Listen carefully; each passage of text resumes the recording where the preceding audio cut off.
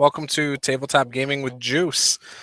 So last night, some of you know, I ran my first game that was planned to be an episodic game, and we were going to rotate players in and out. And after last night, a lot of the players really wanted to stick with it as a campaign. And while this wasn't originally my plans for it, I think I'm going to honor that. And the reason is because I felt that while I don't feel like I brought my A game, I feel like I brought like a C game. The players, I think, brought their A games and made the game probably a B plus. They did fantastic. So the game is very enjoyable for me. Everyone else seemed to enjoy it and pushed for keeping that same group together. Now, that does not mean that in future games you won't have a chance to play, but there will be a chance. Now, how we decide that in the future, I'm not sure yet. This is all a new idea to me in the last 24 hours, but I would like to give you guys a chance to play in it still. So maybe every now and then we'll bring in one player to play for a session. That'll give you guys chances to play with the guys. And Adventures in Orcs Arrow will probably be played about once a month. And it'll be a weekday, Monday, Tuesday, something like that as of right now, unless things change. But yeah, so with all that said, when I went into the game last night, I had about a page worth of notes. I usually make about a page worth of notes for a game session. And I wrote on it my monster stats that I had. But I usually do it in bullet points, right? So for example, last night I had 4 missions. And I didn't want to force the players to do anything they didn't want to do. So I tried to come up with a little bit of variance in those things. For instance, they could do an escort mission to help the injured guys back. They could have a seek out and find something mission, or 2 that were more of a combat oriented missions. And they seeked out the water. Obviously that was the most pressing. And I thought that made a lot of sense.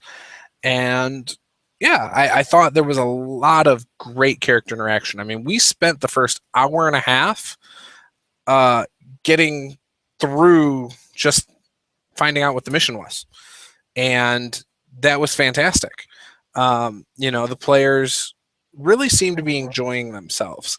And when I see that, I try to back off and remove myself from the situation. I don't want to muddy the waters. I want to let my players continue to have their fun.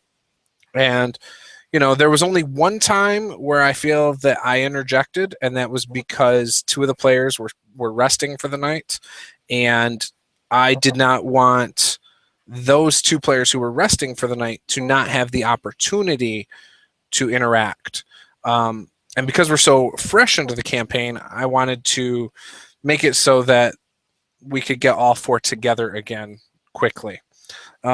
Usually in my first sessions, I try to share the wealth equally. Now, as things go on, since this will be a campaign, there will be chances for each player to really have their moments. So I won't necessarily force something.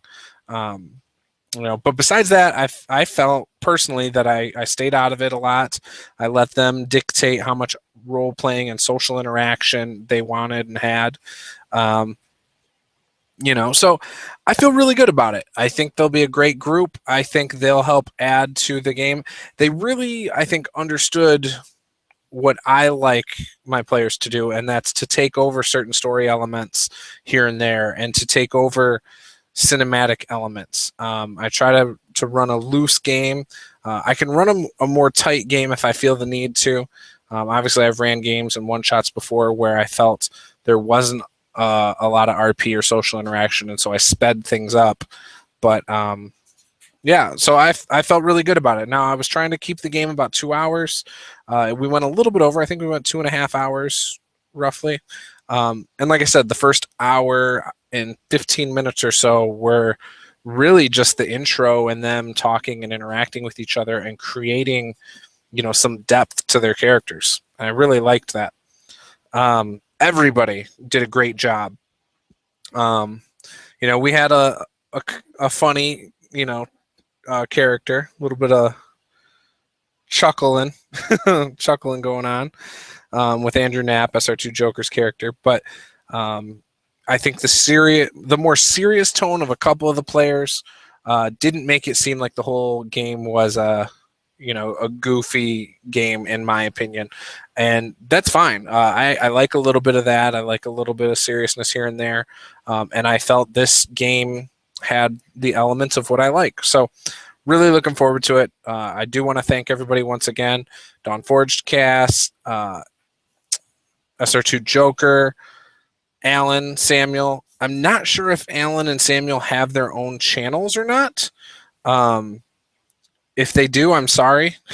I think Samuel might. I think I've seen Samuel do videos before. I could be wrong, but yeah. So I'm really looking forward to doing this again. We'll probably do it again in September, around mid to late September, and then maybe we'll have a Halloween episode. I don't know if I'll theme it, but I probably won't.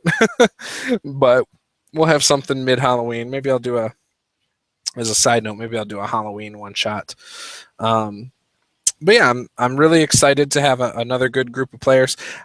This does not mean that the Anvil Ringers are done. I still want to do Anvil Ringers. That would be a Saturday night game. And I still need to get with those players, get some things hashed out since the dynamics have changed, and I want to make sure we're all on the same page. So maybe I can get that taken care of this weekend, and then have a set day and time for the Anvil Ringers to come at you guys. We have a logo for the Anvil Ringers that I will be getting their thoughts on and possibly putting it out there. Obviously, you guys have seen the rough drafts of it, but I'm going to make a logo for this too. I've got I got 5 ideas that I've written down. I haven't actually started messing around in Photoshop or anything yet, but I'll make a logo for this and change my overlay and stuff for that, and that way I have a DM overlay for it. So yeah. With that, I hope you guys enjoyed the game last night. I want to hear your guys' thoughts on it. If you guys have some constructive feedback for me, I'd love to hear it. It seemed to be well received. A lot of people told me they liked it. They liked that I let the players kind of, do all their RPing and social interaction the way I did. Again, I don't feel like I did a great job last night. The players carried it. It's a great example of what great players can do for your games.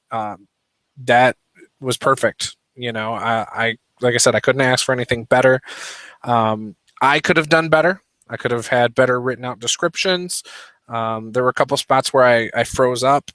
Again, it's something where if I would have had it in writing instead of just going off, the cuff with things like, the sword description and stuff, I would have been good to go. So, yeah, I think if anything, I was the weakest link last night. I probably pulled some of the immersion out of it, but that's something I can improve on for next time. And I like taking things like that from games that I can improve on and, do better next time. So with that said, if you have any other tips, notes, put them in the comments below. I'd love to hear it. And if you haven't seen it yet, go check out that video. I will try to add a annotation over here somewhere. And that way you guys can go check it out directly. And if you want to send me a message about it, throw some ideas at me. Maybe you got a cool idea from the game and you want to share it. Love to hear it in a private message. That way my players can't read it. And yeah. So with that said, please be sure to like, comment, subscribe, and share this video with your friends. And I'll see you guys next time. And join the Tabletop RPG One-Shot group for more games and your opportunity to possibly play in this campaign. Thank you very much. Bye-bye.